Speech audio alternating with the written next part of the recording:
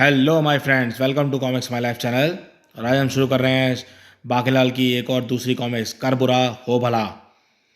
तो इससे पहले ये बाकीलाल का कमाल पहली जो कॉमिक्स थी उसका अगला पार्ट है।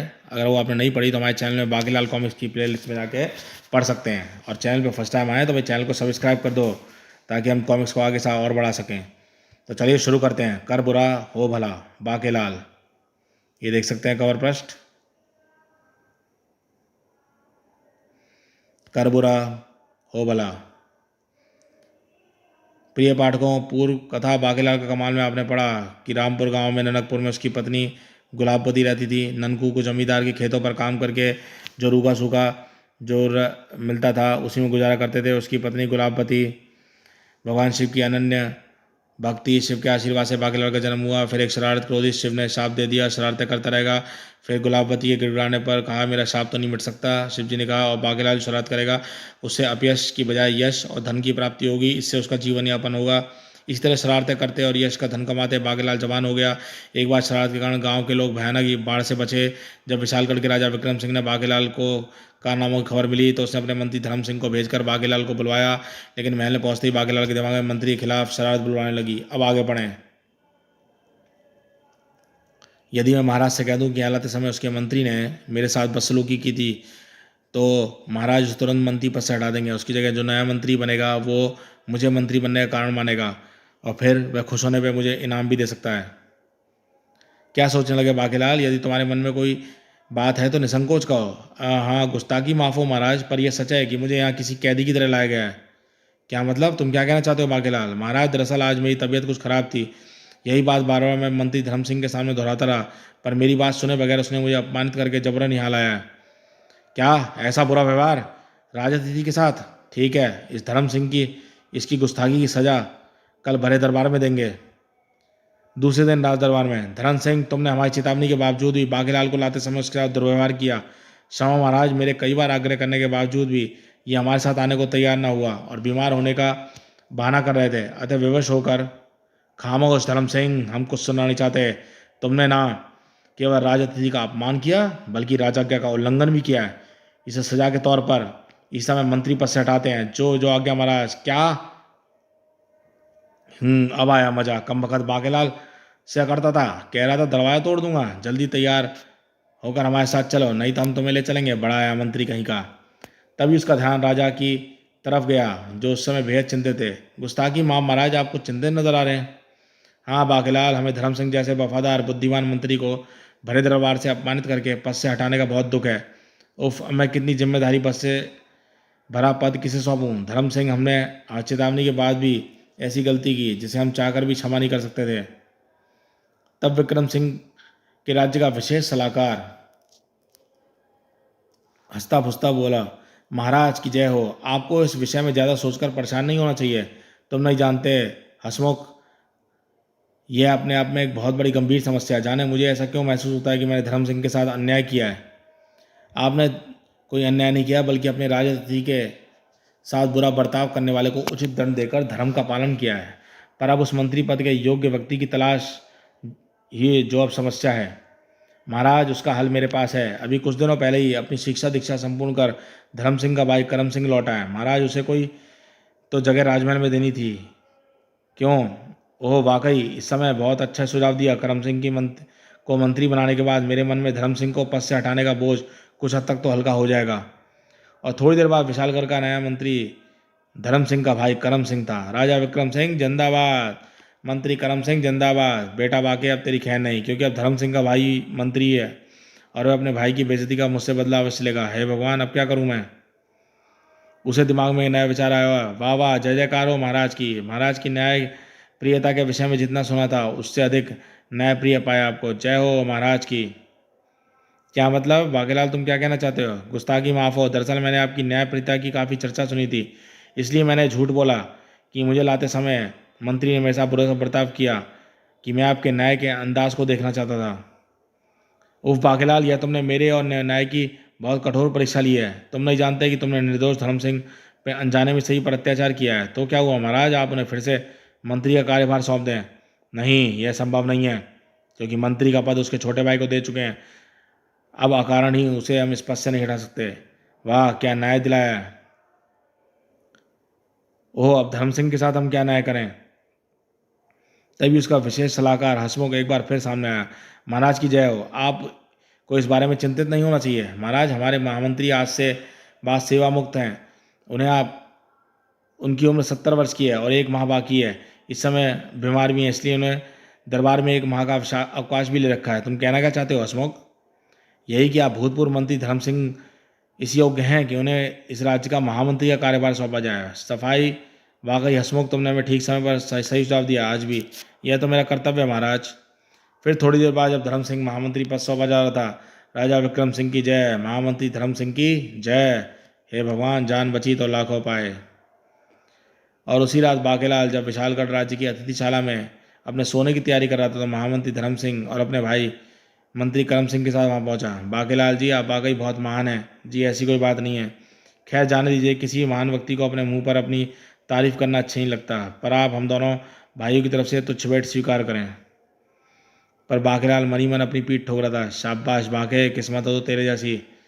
फिर तभी बाकेलाल विशालगढ़ के राजमहल में अतिथि रूप में मौजूद मस्ती छानना था। मौज मस्ती, वाह क्या स्वादिष्ट भोजन है।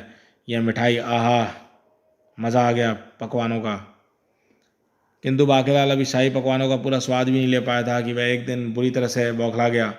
उसी दिन महाराज विक्रम सिंह का दरबार लगा और बाकेलाल राज अतिथि के रूप में विशेष सिंहासन पर बैठा दरबार में कार्रवाई देख रहा था कि दरबार में पहरेदार ने प्रवेश किया। महाराज की जय हो। कहो द्वारपाल, क्या कहना चाहते हो। महाराज, उधमपुर के राजदूत पधारे हैं और वे महाराज के लिए एक संदेश लाए हैं। राजा की आज्ञा से राजा उधमपुर में सम्मानपूर्वक दरबार में प्रकट हुआ। आइए राजदूत जी, कहिए कैसे आना हुआ। विशालगढ़ के महाराज की जय हो। हमारे महाराज ने आपके लिए लिखित संदेश दिया है। हम महामंत्री, इसे भरे दरबार में सुनाइए। जो आज्ञा महाराज। विशालगढ़ के राजा विक्रम सिंह को सूचित किया जाता है कि उधमपुर में राजा उधम सिंह आपको ये चेतावनी देते हैं कि हम स्वेच्छा से अपने राज्य को हमारे अधीन कर लें, नहीं तो आपकी भलाई है, अन्यथा हम युद्ध के लिए तैयार रहें। राजा विक्रम सिंह स्वाभिमानी रह जाता। यह सुनकर उसका खून खौल उठा। राजदूत, जाओ और उधम सिंह से कहो कि हमसे युद्ध भूमि में मुलाकात करने के लिए तैयार रहे। जो आज्ञा महाराज, मैं चलता हूँ। और इसी के साथ राजदूत दरबार से बाहर निकल गया। और उसके जाते ही, सेनापति जी महाराज, आप युद्ध की तैयारियां प्रारंभ करें। तभी महामंत्री चिंतित हो उठा। महाराज, उधमपुर के राजा उधम सिंह के पास हमारी सेना के मुकाबले दुगनी तिगुनी सेना है। हम जानते हैं महामंत्री, सच पूछो तो हम जरा भी युद्ध के पक्ष में नहीं हैं, पर हमें किसी प्रकार से अपने आत्मसम्मान और अपनी प्रजा के अहम पर चोट नहीं लगने दे सकते। हम यह युद्ध हमारी मजबूरी है। बस यही कारण था कि बाकेलाल मनी मन डर गया था। बेटा बाकेलाल, भाग ले यहाँ से, तेरी मौज मस्ती के दिन अब खत्म हुए। अब यहाँ तो युद्ध की बात चल रही है और अपने राजा विक्रम सिंह की सेना भी विपक्ष के मुकाबले में आधी है। ऐसा भलाई है इसी में, तू महाराज से विदा ले और यहाँ से फूट ले। और मनी मन इस विचार से बाकेलाल किसी गहरी सोच में डूबे महाराज से बोला, अच्छा महाराज, अब मुझे इजाज़त दें।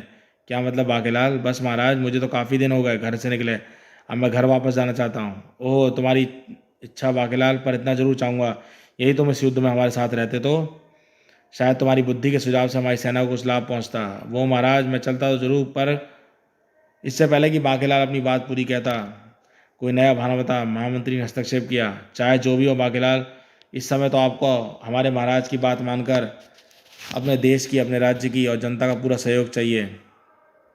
जी ठीक है, जैसा आप लोग कहेंगे वैसा ही होगा। हाँ गृहमंत्री जी, ठीक कहते हैं बाकेलाल जी। और इसी के साथ सब में खुशी की लहर दौड़ गई। बाकेलाल की जय हो, महाराज विक्रम सिंह की जय हो। साले जबरदस्ती मौत के मुंह में धकेल रहे हैं, बाकेलाल की जय कहकर।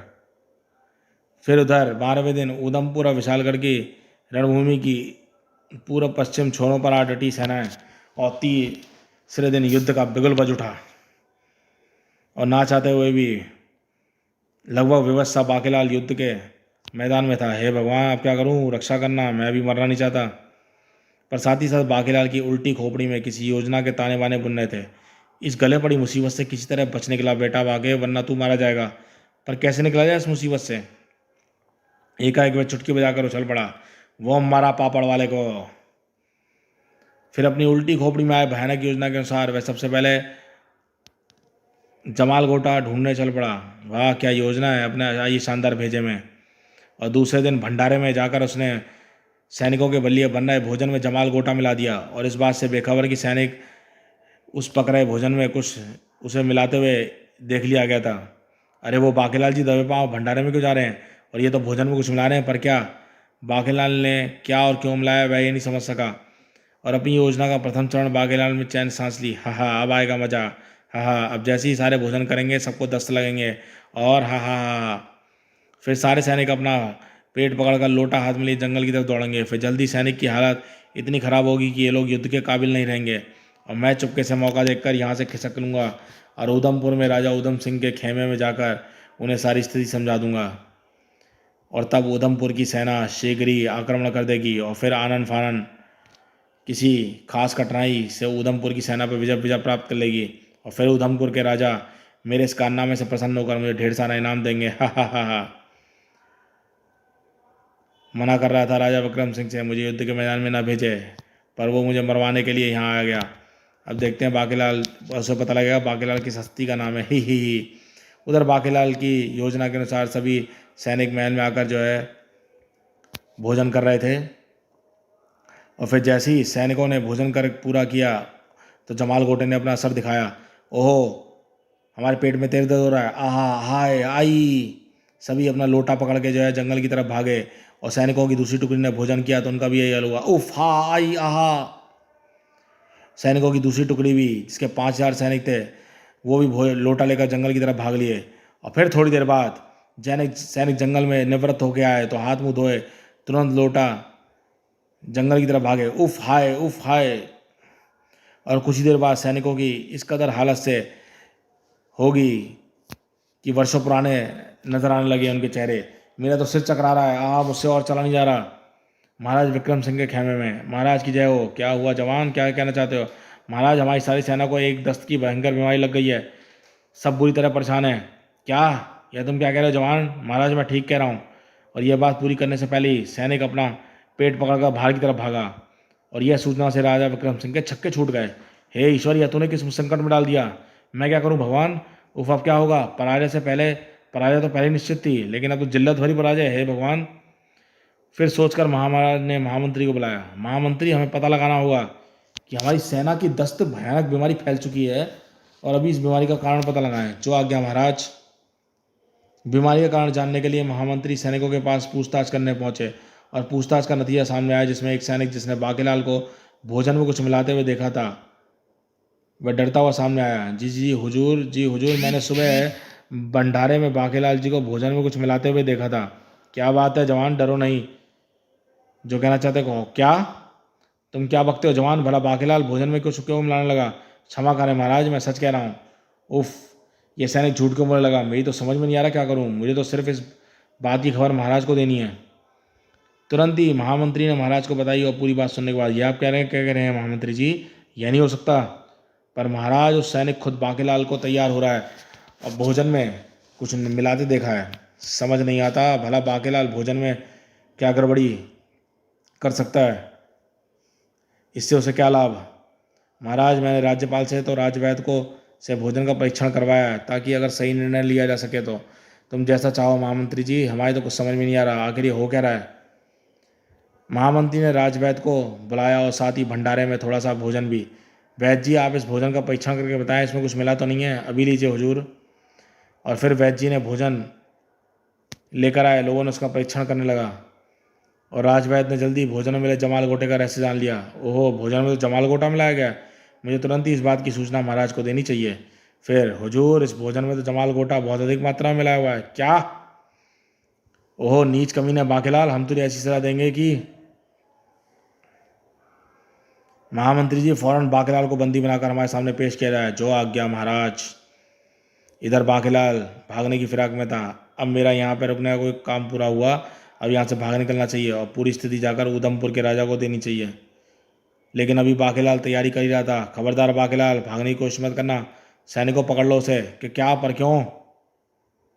सैनिकों ने तुरंत आगे बढ़कर बाकीलाल को दबोच लिया। इस हरकत का मतलब महामंत्री, आखिर आप कहना क्या चाहते हैं? बाकीलाल, तुम्हारी पोल खुल चुकी है। तुमने न केवल महाराज से नमक हरामी की, बल्कि पूरे राज्य के साथ गद्दारी की है। यही नमक हरामी कि तूने भोजन में जमाल गोटा मिलाकर हमारी सेना को नाकारा कर दिया और एक बार से तूने हमें जीते जी मार डाला दुष्ट। अपनी पोल खुलते देख बांकेलाल बुरी तरह घबरा गया, किंतु किसी तरह होशोवास काबू करके बोला, ये आप किस पर इल्ज़ाम लगा रहे हैं महामंत्री जी? आप नहीं जानते हम विशालगढ़ राज्य के राजअतिथि हैं। मैं आपकी जातियों को शिकायत महाराज से करूंगा। धोखेबाज, याद रख, तुझे भोजन में जमाल गोटा मिलाते जिस सैनिक ने देखा है, खुद उसने तेरी शिकायत महाराज से की है और महाराज के हुक्म से ही मैं तुझे गिरफ्तार करने आया हूँ। बेटा बाके, अब तेरी पोल खुल गई है। महाराज अब तुझे सिर्फ एक ही सजा देंगे, मौत, मौत और सिर्फ मौत। मुझे माफ़ कर दीजिए हुजूर। खामोश नमकराम, सैनिकों ले चलो इसे, बांधकर महाराज के सामने। प्रधानमंत्री बांकेलाल को महाराज के सामने पेश किया। बोल दुष्ट, क्यों तूने ऐसी हरकत की? बोल। वो माफ़ी महाराज, रहम।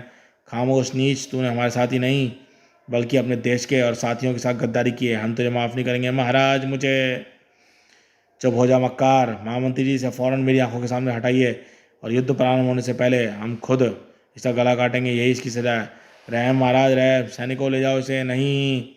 फिर सैनिक बांकेलाल को घसीटते हुए वहाँ से ले गए और उधर उधमपुर के खेमे में उधमपुर के बुद्धिमान जासूस पोपटलाल और चौपटलाल राजा उधम सिंह के सामने सिर झुकाए खड़े थे। इसमें कोई शक नहीं कि आप दोनों विलक्षण सूझबूझ लग रहे हैं, पर यह क्या कहा जाए कि आप दोनों हमारी सेना की रीढ़ हैं तो कोई अतिशोक्ति नहीं होगी। महाराज, यह तो आपकी बड़प्पन है, वरना हम किस काबिल हैं? वह आप दोनों द्वारा लाई गई दुश्मन सेना की गुप्त जानकारी है, जिसकी बदौलत हम कई देशों में बड़ी सरलता से विजय पा पाए हैं। अब हम चाहते हैं कि आप दोनों फौरन जाकर किसी प्रकार विशालगढ़ की सेना की जायजा लें और शाम तक हमारी जानकारी हमारे सामने पेश करें। आज्ञा का पालन होगा अन्नदाता। फिर जासूस पोपटलाल चौपटलाल अपने राजा के आज्ञानुसार विशालगढ़ की सेना की स्थिति का जायजा लेने गए और कुछ देर चलने के बाद, भाई पोपटलाल, वो देखो सामने विशालगढ़ के सैनिक। नहीं पोपटलाल, वे शायद नित्य कर्मों में निपटने वाले जंगल जा रहे हैं। देखने रही सबके हाथों में लोटे हैं। हाँ भाई चौपट, इधर आ। पर हम दोनों उनकी नज़र में आ गए हैं। हाँ भाई चौपट, तुम ठीक कहते हो। और सुनो, मेरे दिमाग में एक जासूसी और सरल युक्ति आई है। क्या क्यों ना हम दोनों यहीं किसी पेड़ पर चढ़कर बैठ जाएं? पोपट, हम यहाँ दुश्मन देश की सेना की स्थिति का जायजा लेने आए, पेड़ पर चढ़कर आराम करने नहीं। चौपट भाई, बात समझने का प्रयास करो। दुश्मन देश का प्रत्येक सैनिक नित्यकर्म से निपटने के बाद इधर से ही जंगल जाएगा और हम यहीं पर पेड़ पर अनुमान लगाएंगे कि दुश्मन देश के सैनिकों की संख्या कितनी है। मान गए पोपट, तेरे दिमाग को क्या धांसू तरकीब आई है? फिर देर किस बात की, चढ़ लो बरगद के पेड़ पे। ठीक है चलो। फिर दोनों जासूस सामने खड़े बरगद के पेड़ पर चढ़ गए और फिर सामने जंगल पानी के लिए आ रहे विशालगढ़ के सैनिकों की गिनती करने लगे। और फिर कुछ देर बाद, चौपट, तुम्हारे अनुमान से कितने सैनिक निवृत्त होकर वापस जा चुके हैं? यही करीब 50-55 हज़ार सैनिक। और हमारा अनुमान क्या था? यही कोई 40-45 हज़ार सैनिक। यह तो 50-55 हज़ार। तुम क्या कहते हो? यही कि हमारी पुरानी जानकारी कितनी गलत थी। और सुनो, सैनिक सभी अभी भी आते जा रहे हैं, यानी कि हम अभी भी बहुत बड़ी गलतफहमी में थे।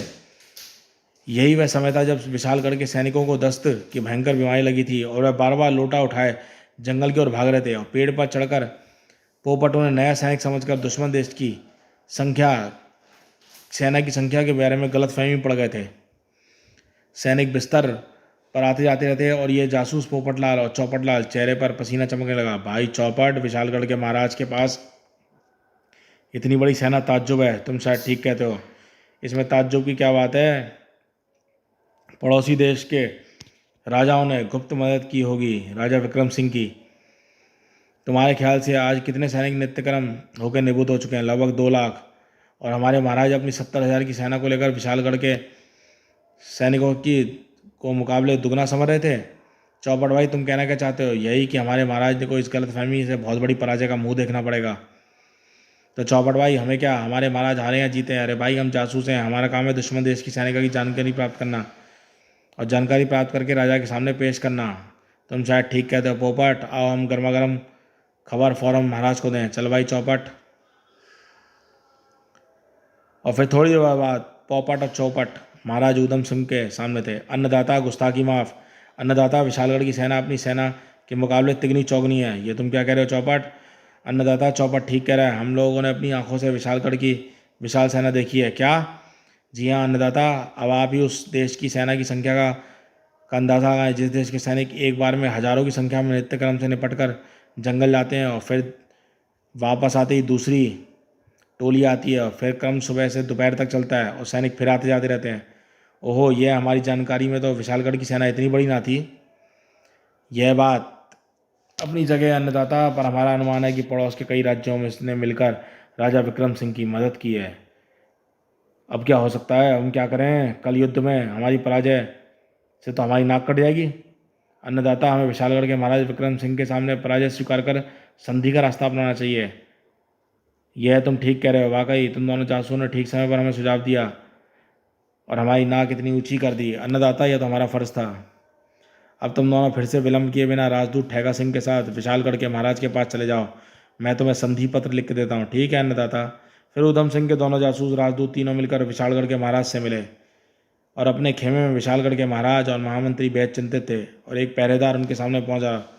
महाराज की जय हो, आपसे उधमगढ़ के राजदूत और दो जासूस मिलने आए। पर क्यों? जाओ उनसे कह दो कि हम हर हालत में उनसे युद्ध के लिए तैयार हैं, परिणाम चाहे जो भी हो। तभी महाराज की जय हो, बिना आज्ञा अंदर आने की क्षमा चाहता हूँ। पर हमने कह दिया ना कि युद्ध अवश्य होगा, किंतु हमारे महाराज ने तो खुद अपनी पराजय स्वीकार कर ली है और आपकी तरफ दोस्ती का हाथ बढ़ाया है और आपके लिए संधि पत्र भेजा है। इस पत्र को तुम ही पढ़कर सुनाओ, क्या लिखा है तुम्हारे महाराज ने? जी महाराज। राजदूत ने पत्र पढ़ना आरंभ किया। विशालगढ़ के राजा विक्रम सिंह, उधमपुर के राजा उधम सिंह का प्रणाम। आगे पत्र भेजने का कारण हमें मालूम नहीं था। आप हमसे ज़्यादा शक्तिशाली हैं, अतः हम बिना युद्ध किए अपनी पराजय स्वीकार करके आपकी तरफ मित्रता का हाथ बढ़ाते हैं। आशा है कि अपना बढ़ा हुआ हाथ थामकर एक राजा का मान करेंगे, आपका उधम सिंह। और पत्र समाप्त होते ही, ओहो परी, अचानक तुम्हारे महाराज को कैसे पता लगा कि हम लोग उसकी अपेक्षा अधिक शक्तिशाली हैं? जी महाराज, दरअसल हमारे महाराज को आपकी विशाल सेना का पता लग गया था। पर कैसे? हम समझे नहीं। हमारी विशाल सेना? इस बारे में हमारी सेना के योग्य कुशल जासूस पोपटलाल और चौपटलाल ही बता सकते हैं। वो महाराज, हमने महाराज की आज्ञा सार आपकी सेना की टोह ली थी। और फिर पोपट और चौपट राजा विक्रम सिंह को बताते हुए किस तरह उन्होंने बार बार लोटा हाथ में उठाए जंगल में सैनिकों को देखकर विशालगढ़ की सेना का अंदाजा लगाया। और पूरी बात सुनने के बाद राजा विक्रम सिंह गहरी सोच में डूब पड़े और फिर बोले, अपने महाराज से आप लोग कहें कि हम उनकी मित्रता स्वीकार है।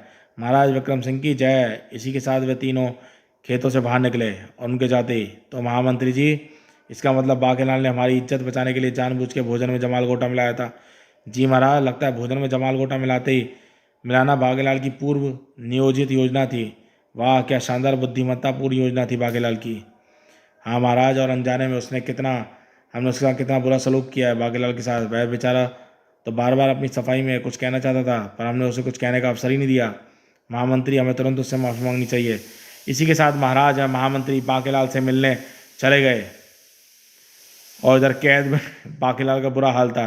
हे ईश्वर, अब क्या होगा? अब तो मेरी मौत निश्चित है, पर मैं मरना नहीं चाहता, मुझे बचा ले। तभी बाकेलाल की खुली आंखों के सामने एक भयानक स्वप्न घूम गया। महाराज, मार डालो इस दुष्ट को। क्षमा महाराज, क्षमा। दुष्ट? हमारे देश के दुश्मन को हम कभी क्षमा नहीं करते। इसी के साथ राजा विक्रम सिंह का हाथ लड़ा, नहीं नहीं।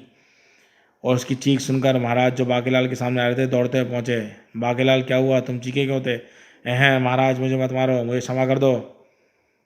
फिर आंसू बहरता हुआ बाकेलाल पैरों में गिरा। प्राणदान महाराज, क्षमा। अरे ये क्या कह रहे हो बाकेलाल? माफ़ी तो हम तुमसे मांगने आए हैं। महाराज की बात सुनते ही बाकेलाल के दिमाग को झटका लगा। बाके बेटा, तू कुछ मत बोल, बस चुपचाप इसकी सुनता रहे, देख आगे क्या होता है। हाँ बाकेलाल, तुम्हारी दूरदर्शिता और चतुराई से हमें मुसीबत टली। हमें नहीं मालूम था कि बाकेलाल, भोजन में जमाल गोटा मिलाना तुम्हारी एक महत्वपूर्ण बुद्धिमत्तापूर्ण योजना का अंग है। क्या? और बाकेलाल जी, हमने आप पर गलत संदेह किया और बुरा व्यवहार किया, हमें क्षमा कर दीजिए। क्या सोचने लगे बाकेलाल? क्या आपने अभी तक क्षमा नहीं किया? हाँ हाँ महाराज, कृपया आप मुझे शर्मिंदा ना करें। हाँ, वाकई क्या चाल सोची थी बाकेलाल ने। हाँ बाकेलाल जी, हमारे पेट ने थोड़ी तकलीफ हुई, पर हमारे प्राण और इज्जत दोनों की रक्षा हुई। बाकेलाल की जय। और फिर विशालगढ़ पहुंचकर महाराज विक्रम सिंह ने बाकेलाल को सम्मानित करने के लिए एक विशाल जनसभा का आयोजन किया।